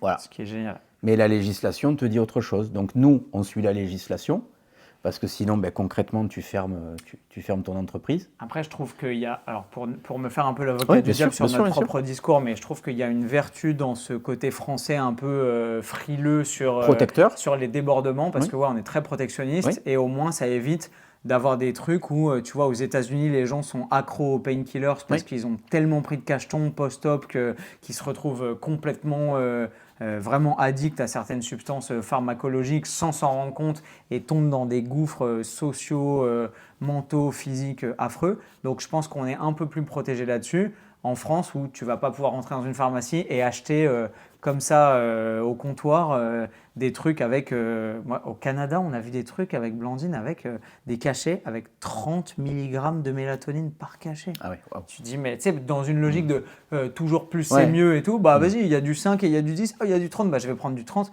Et les gens, ils vont se ruiner la santé avec des trucs. La vitamine C, pareil, avec des 3 grammes. Mais en une fois, sur un organisme pas préparé et tout, vous êtes des timbrés. Donc je trouve qu'en France, il y a une certaine forme de logique qui est plutôt bénéfique, mais dont il faut, tu as raison, savoir s'affranchir en étant un peu curieux, en allant voir les résultats des recherches scientifiques, en ouvrant un peu les horizons, en se disant, OK, là, il y a la législation, là, il y a la science, il y a un gap entre les deux, à vous de savoir si vous voulez le franchir et explorer. On en revient toujours à la même posture mentale, en fait. Oui. Mais ouais. Mais donc c'est vrai que tu as raison, c'est à la fois, c'est un vrai exercice de style. En fait, ça renvoie à un principe de responsabilité de l'individu. C'est ça. Voilà. C'est ça. Si on avait un peu plus responsabilisé les gens de manière générale, voilà. Donc peut-être qu'il y a un modèle un modèle, tu vois, sociétal Ouais, je pense. à changer, ou finalement, ben, tu es responsable de ta santé. C'est-à-dire, tu veux boire, tu veux fumer, tu veux manger ce que tu veux, pas de souci. Par contre, quand tu as un cancer, ben, tu payes en fait tes frais. Voilà. Nous, on a fait l'opposé. On a donné la possibilité de pouvoir soigner les gens, quel que soit en fait leur style de vie. Ben, aujourd'hui, on en voit également les limites, quoi. Voilà. Parce que tu as énormément. Je discute souvent avec des amis qui sont médecins Ouais. et il y a un problème sur les statines, par exemple. On sait que les statines, c'est plus problématique qu'autre chose. Voilà. Et donc, concrètement, le médecin me dit, oui, mais moi, Christophe, j'ai déjà essayé de donner des conseils hygiéniques aux gens. Impossible. Les gens, ils préfèrent prendre les statines, en fait. Bien sûr. Bien sûr. Donc, il me dit, moi, c'est pas que je veux prescrire des statines à tous mes patients.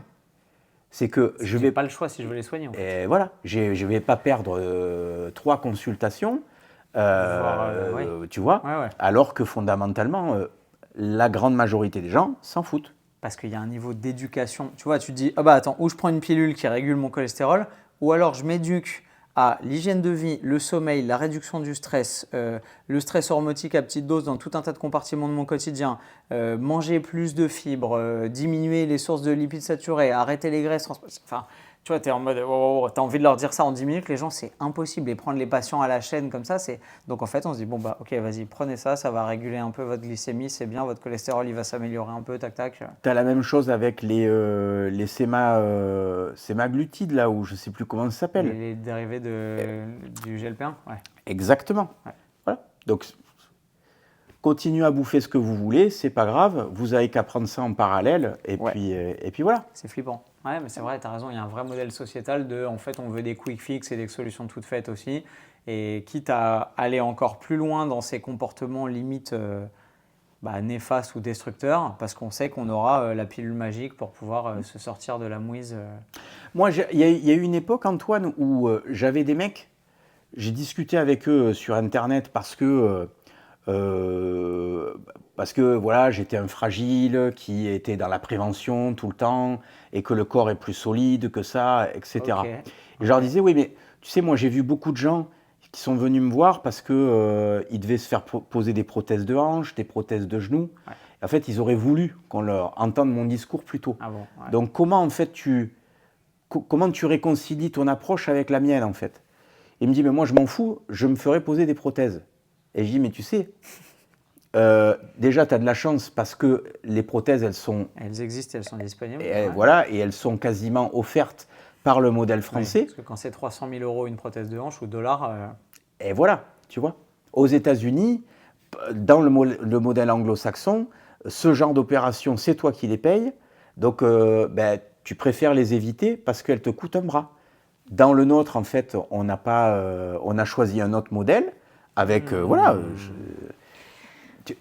Tu vois ce que je veux dire? Une espèce de néolibéralisme de la pensée où on laisse les gens faire leurs expériences et leurs erreurs du moment où ils les payent à la fin, ou à l'inverse, nous, on serait dans un système très protectionniste où on est là pour vous, on vous entoure, tout sera gratuit, etc. Mais du coup, tout le monde fait n'importe quoi et est complètement déresponsabilisé. Tout à fait.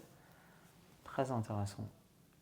Intéressant, je ne sais pas, mais en tout cas, on ne peut pas ignorer qu'il y a une partie de la société qui fonctionne comme ça. Je pense aussi. Ouais. Voilà. Et d'ailleurs, ce qui va être intéressant assez dramatiquement, c'est que le modèle français et le modèle européen tel qu'on le connaît aujourd'hui va changer de gré ou de force. C'est sûr. Il va devoir être simplifié parce qu'on ne peut pas, si tu veux, continuer à avoir 3500, 4000, 5000 milliards de dettes.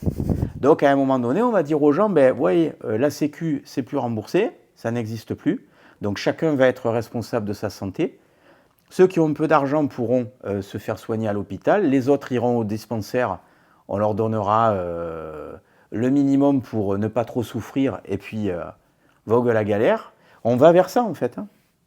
Voilà. Petit à petit. Et à côté de ça, tu as des sociétés comme la Norvège, la Suède, où j'ai l'impression qu'il y a beaucoup plus d'intelligence sociétale dans l'éducation, la responsabilisation des gens et tout, et où en même temps, ils laissent les gens faire leurs propres erreurs au point où, si tu vas sur les randos après Yestollen et tout, par exemple, tu n'as pas de barrière. C'est-à-dire que tu veux t'approcher du vide, tu veux regarder en bas, tu tombes. Tous les ans, il y a des mecs sur Instagram, tu les vois sur YouTube dans des vidéos et tout, qui tombent. Bah, t'as voulu jouer, t'as perdu, tant pis quoi. Ouais. Et ils ont des modèles sociaux qui ont l'air de plutôt bien fonctionner. Tu vois, c'est pareil, hein. On a beaucoup parlé. Là, je vous avertis, c'est les 2 minutes vieux con. On a beaucoup parlé des jeunes qui sautent, tu vois, des falaises, des ponts. Ouais. Quand tu discutes avec des pompiers, ben chaque année, si tu veux, eux, ils vont repêcher des gamins qui sont soit morts, soit tétraplégiques. Tu vois. Et les pompiers, ils te disent, c'est quand qu'on va leur mettre des amendes telles qu'ils ne peuvent pas faire ça. Encore une fois, il y a le principe de responsabilisation. C'est-à-dire que comme s'il m'arrive quelque chose, on appelle les pompiers, je vais être pris en charge dans un centre de rééducation pendant 6 mois ou 1 an pour apprendre à remarcher, etc. Finalement, c'est pas grave. Tu sais que c'est marrant parce que mon frère était pompier de Paris et à un moment, les pompiers de Paris s'étaient posé la question parce qu'ils avaient énormément d'interventions qui étaient indues au sens où les gens appelaient en mode « Venez vite, je suis dans un cas d'extrême urgence », surtout dans les quartiers parisiens un peu bobos, dans le 6e et tout, et où ils arrivaient et les gens étaient là « Oh, merci d'être venu. Bon alors, mon sac avec mes petites affaires est là, vous pouvez me le prendre, j'ai un peu de mal à le porter. » Et les gens disaient « Mais attendez… vous n'étiez pas en état d'urgence vous vous rendez vitale. compte Non, mais ça va mieux, là, j'avais un peu mal au dos et tout, mais bon, si vous pouvez m'aider à descendre mes 6 étages et tout. » Et en fait, 80% des interventions, elles étaient complètement lunaires. Moi, en tant que vieux con réactionnaire, tu vois, je leur aurais fait payer en fait l'intervention. Ouais. Et en fait, ils y ont pensé. Voilà. Et la brigade des sapeurs-pompiers de Paris a voulu mettre ça en place. Ils ont testé une espèce, je ne sais pas comment d'ailleurs, une espèce de modèle sociétal pour voir ce que ça ferait.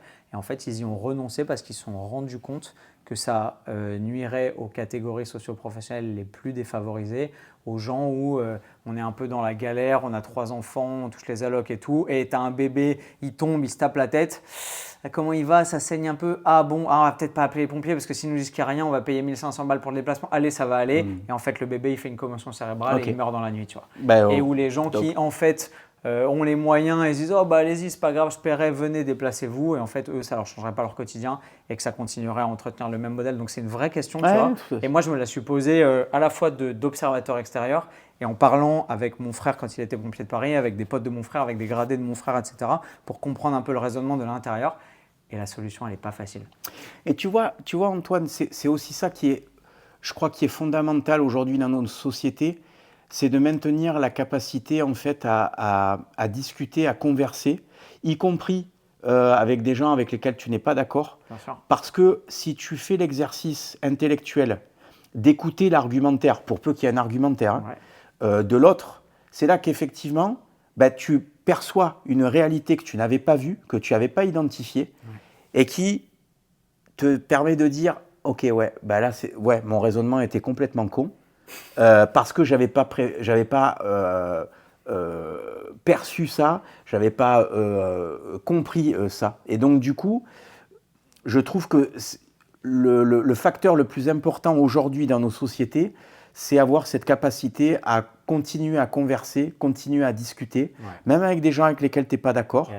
Et à débattre. Dans le respect. La bienveillance. Exactement. Voilà. Je ne suis pas d'accord avec toi, mais pour telle et telle raison. Mais moi, je ne suis pas d'accord avec toi pour telle et telle raison. Voilà. Et puis peut-être qu'à la fin, c'est quoi la synthèse de nos désaccords, en fait, tu vois? Absolument. Ouais. Il y a des trucs sur lesquels tu as profondément changé, où tu te disais « Ah, ça j'étais à fond il y a 10, 15, 20 ans, et maintenant, en fait, je me rends compte que c'était un peu con et je suis content d'être revenu dessus et ça m'a fait progresser ». C'est pas facile comme question parce que je pense que souvent avec ses propres biais, on a tendance à oublier que, et je suis sûr que moi-même, je suis pas capable de te les citer maintenant comme ça, mais si je regardais mes vidéos d'il y a 10, 15 ans et tout, je pourrais te dire « Ah ouais, non, mais là j'ai dit ça, c'est complètement incroyable ». De manière objective, je pense… Alors, moi, si tu veux, j'ai beaucoup pratiqué la préparation physique, on va dire traditionnelle, avec charge lourde, avec contraste de charge, etc. Quand je me suis blessé, j'ai mis ma blessure sur le compte de ce modèle de préparation physique-là, et je suis allé à l'opposé, c'est-à-dire prépa physique au poids de corps, utilisation de calisthénie, utilisation des bandes élastiques, travail tridimensionnel, etc. Et je n'ai juré que par ça pendant quasiment 15 ans ou 20 ans. D'une part parce que je me sentais mieux Ouais. avec cette pratique-là, et d'autre part parce que j'étais biaisé économiquement parlant, puisque je vendais en fait du petit matériel. Ok. Donc il fallait que j'incarne, Ouais. entre guillemets, Ok. ça. Aujourd'hui, je pense qu'il faudrait faire un mix des deux en fait. Je pense que c'est ce que je t'ai dit pendant la vidéo qu'on a faite ensemble. Euh, Mes séances, elles se composent d'une journée où je vais volontairement prendre des charges lourdes. Alors dips lestés, traction lestée, chair squat, avec des charges relativement lourdes pour moi. Une autre séance où je vais faire plus du travail au poids de corps avec bande élastique. Ok. Et une autre séance où je vais faire plus du travail de congestion musculaire, soit avec des bandes élastiques, soit au poids de corps, soit avec des haltères, des poids et haltères, etc. Et donc, pourquoi? Parce que je pense que dans chaque pratique, il y a quelque chose de bon à aller chercher. Voilà. Simplement, j'avais besoin, moi, d'explorer deux extrêmes. Et d'aller au bout de ta démarche Voilà, exactement. psychologique et Tout à aussi fait. dans ton intégrité de pratiquant pour te dire, ok, j'ai appris tout ce que j'avais à apprendre et maintenant voilà comment ça complète et enrichit Et ma voilà. pratique. Et tu vois, au lieu d'être dans les deux extrêmes, maintenant, j'arrive peut-être à un peu plus être centré. Voilà. Et donc, je suis capable d'entendre un powerlifter qui me dit bah moi, je veux faire des soulevés de terre à 250.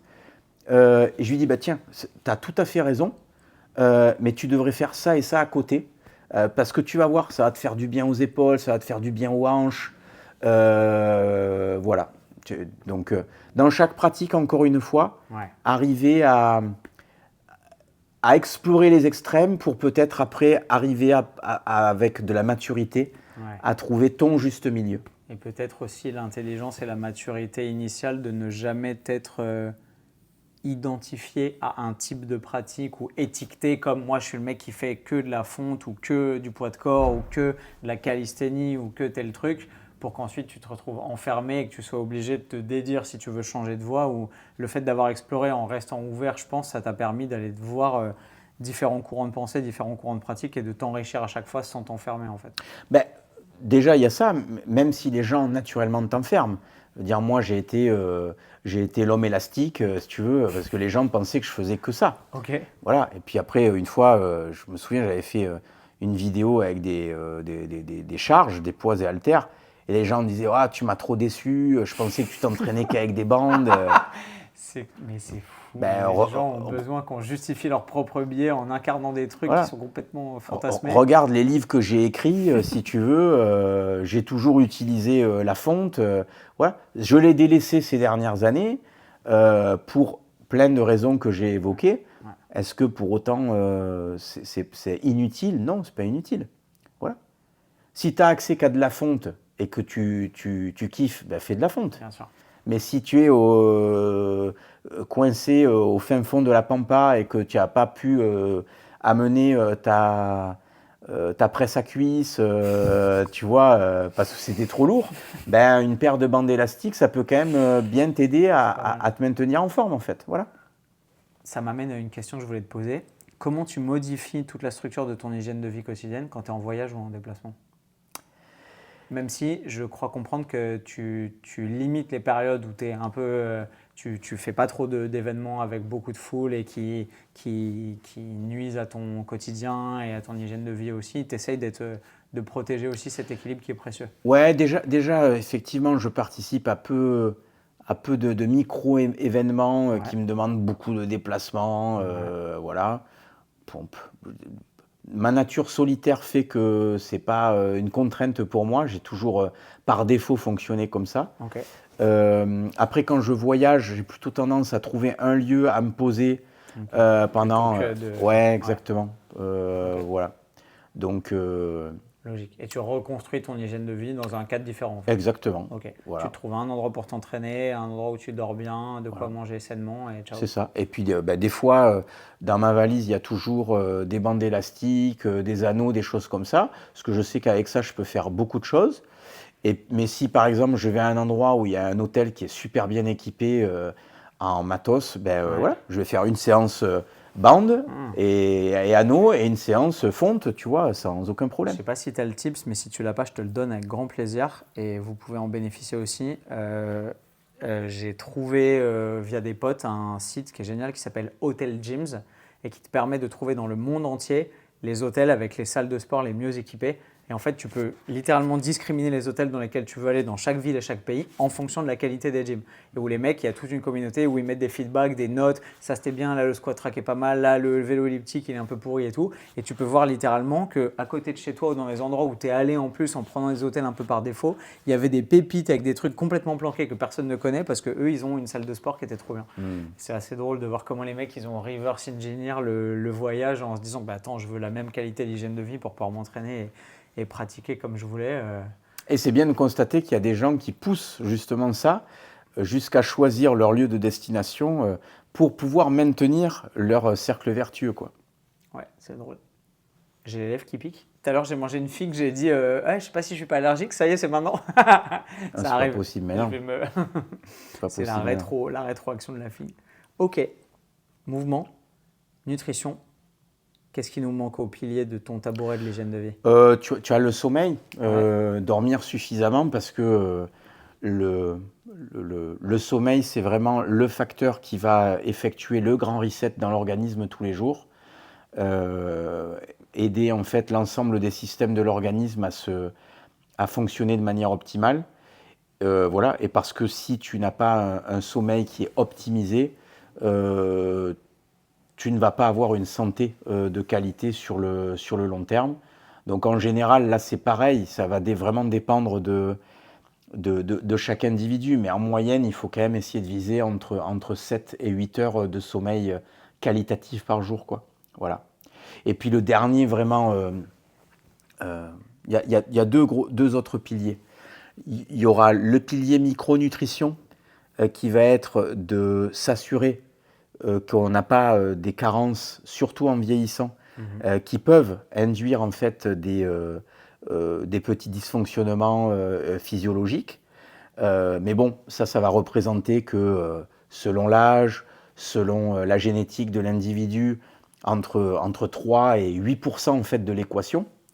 C'est pour ça que chez NutriPure, par exemple, on dit toujours d'abord l'entraînement, d'abord le sommeil, d'abord l'alimentation, et ensuite les compléments, et non pas l'inverse. C'est une vraie preuve d'honnêteté intellectuelle. Oui, parce que c'est la réalité en fait, Antoine. Ouais, mais tu as plein de marques qui misent tout sur les compléments en disant regardez, je vais pouvoir solutionner tous vos problèmes avec des gummies pour ci, des trucs pour ça, des pastilles. Alors qu'en fait, on sait pertinemment que oui, tu vois, quand les gens disent tu penses que tu as besoin de prendre des compléments alimentaires, bah, ce n'est pas une question de besoin, c'est juste améliorer ce qui est déjà fait et tout le travail que je fais depuis des années sur tout le reste de l'hygiène de vie dont on parle depuis bientôt 2 heures. Donc, d'une part, ça, ou éventuellement te permettre de garder les 5 ou 10% de capacité de travail supplémentaire que tu ne pourrais pas avoir si tu n'avais pas les compléments. Par exemple, si tu as un rythme de vie qui est assez stressant, une grosse charge mentale, etc., et que tu ne prends pas suffisamment de magnésium, tôt ou tard, tu vas être rattrapé par des problèmes qui sont liés à un manque de magnésium dans l'organisme. C'est sûr. Ouais. Et donc, le fait d'avoir un apport de magnésium exogène, c'est-à-dire via la complémentation, pas uniquement tes choix alimentaires qui sont toujours complexes vis-à-vis du magnésium. Compliqué pour le magnésium. Exactement. C'est une assurance vie en fait. C'est une assurance de long terme qui va me permettre de rester performant là où peut-être d'autres vont un peu fléchir. Ou surcompenser avec des trucs, genre se tabasser à la caféine parce que j'ai pas d'énergie, je comprends pas pourquoi. Exactement. Donc ça va être un pilier qui va être important, mais encore une fois, selon l'individu de 3 à 8% dans l'équation globale. Et puis tu as ce que j'appelle gestion du stress et environnement social. Gestion du stress, c'est tout ce que je vais mettre en place à la fois dans certaines routines pour conserver une hygiène mentale, une vie qui est relativement préservée du stress, et en même temps dans ma capacité à percevoir les situations stressantes peut-être de manière différente que je pourrais les percevoir si par exemple, je sais pas, je ne dormais pas suffisamment, etc.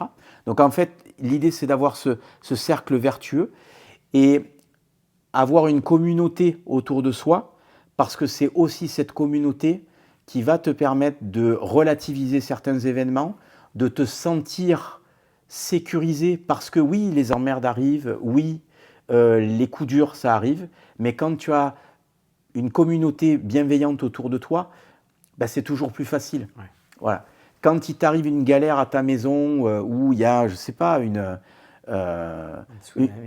voilà, une catastrophe naturelle, et qu'autour de toi, ben, tu as des gens pour t'aider à nettoyer ta maison, déblayer ce qui doit être fait, réparer en fait ton toit, ben oui, tu as des emmerdes, mais finalement, le stress qui est associé à ces emmerdes, il est mitigé par la communauté forte que tu as autour de toi, quoi. Je suis d'accord. Et donc ça, voilà, ça, par exemple, pour les gens qui font beaucoup d'entrepreneuriat en ligne, c'est quelque chose, je leur dis de faire attention, parce qu'on a vite fait d'être dans sa routine ultra productive de tous les jours, voilà. Et petit à petit, en fait, ton cercle d'amis, ton cercle relationnel, ben, il s'appauvrit, il s'étiole. Parce qu'il est jamais là. Et de toute façon, à chaque fois que je l'appelle, je l'emmerde parce que il enregistre un podcast ou un machin. Et tu vois, et voilà. Et donc, essayer d'arriver à garder cet équilibre entre productivité dans mon boulot et en même temps lien social de qualité. Voilà.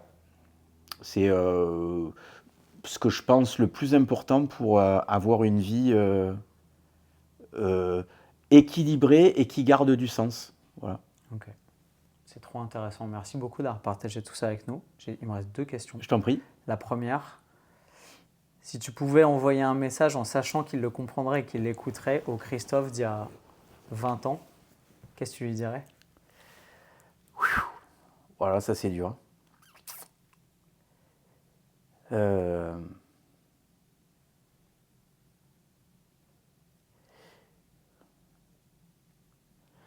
Fie-toi à tes intuitions, fais-leur confiance, parce que à titre personnel, elles ne m'ont jamais trompé. Je ne dis pas que ça doit être le cas pour tout le monde, mais parfois je ne l'ai pas écouté et systématiquement, la petite voix est revenue après en me disant « Tu vois, je te l'avais dit.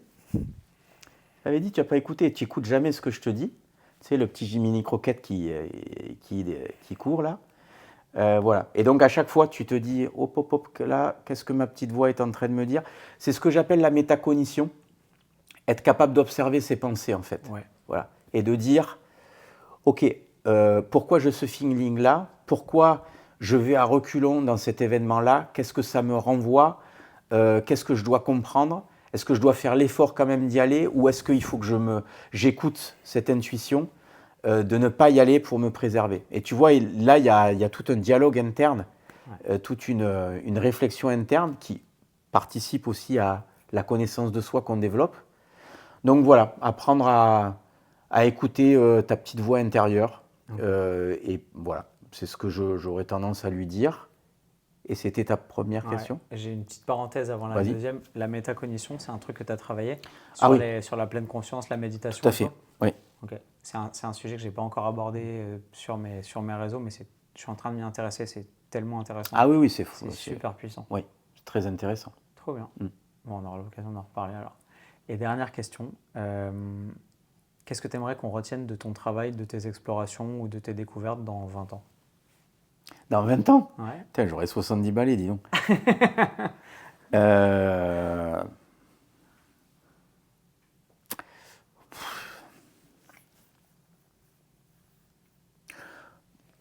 Peut-être qu'il avait raison d'être raisonné, en fait. Voilà. Parce que en fait, mon parcours de vie, comme je l'ai expliqué depuis le début du podcast, m'a amené à une certaine prudence, à une certaine approche raisonnée des choses. Mais ce n'est pas basé uniquement sur mon parcours, c'est basé sur l'observation de milliers de parcours d'autres personnes. Et donc, soit j'ai eu la malchance ou la chance de ne rencontrer que des personnes qui avaient des parcours similaires aux miens, soit finalement il y avait une sorte de dénominateur commun qui finalement s'affinait à mesure où les gens avançaient, qui me faisait arriver à la conclusion auquel j'étais arrivé en avance de tout le monde. Voilà. Et donc, l'idée n'est pas d'être celui qui avait raison avant tout le monde. L'idée, c'est juste de, encore une fois, comme je te l'ai dit précédemment, chacun tapera son mur pour pouvoir changer sa vie en temps et en heure. Moi, mon rôle, c'est de faire en sorte que tu ne te fasses pas trop mal en tapant le mur. Voilà. Et donc, quand j'aurai 70 balais et si j'ai une personne de 50 ans qui vient me voir et qui me dise vous savez quoi? À 40 ans, là, quand j'avais 40 ans, j'ai changé mon approche du sport. C'est vrai qu'aujourd'hui, je me sens mieux et je pense que c'est grâce à vous. Bon, ben là, j'aurais réussi ce que je voulais, quoi. Voilà. Trop bien. Christophe, merci infiniment pour tout ce que tu as partagé avec nous. Ben, merci à vous. Si vous avez apprécié cet épisode, évidemment, si vous le regardez sur YouTube, éclatez-nous les pouces bleus juste en dessous. Et si vous l'écoutez dans votre application de podcast préférée, mettez-nous 5 étoiles, ça aide de façon incroyable le référencement du podcast et le développement de mon travail depuis 10 ans sur toutes ces plateformes. Où est-ce qu'on peut te retrouver? Je mets ton Instagram en dessous. Ouais, tu peux mettre Instagram, tu peux mettre la chaîne YouTube. Okay. Il y a des vidéos de fond qui ont quelques années, mais qui ont encore une utilité aujourd'hui, qui peuvent servir à beaucoup de gens. Absolument. Si on aime les contenus qui prennent un peu de temps, hein, parce que je sais que les jeunes, ils aiment quand ça va vite. Moi, je prends le temps d'expliquer les choses. Donc, pour les patients, c'est bien.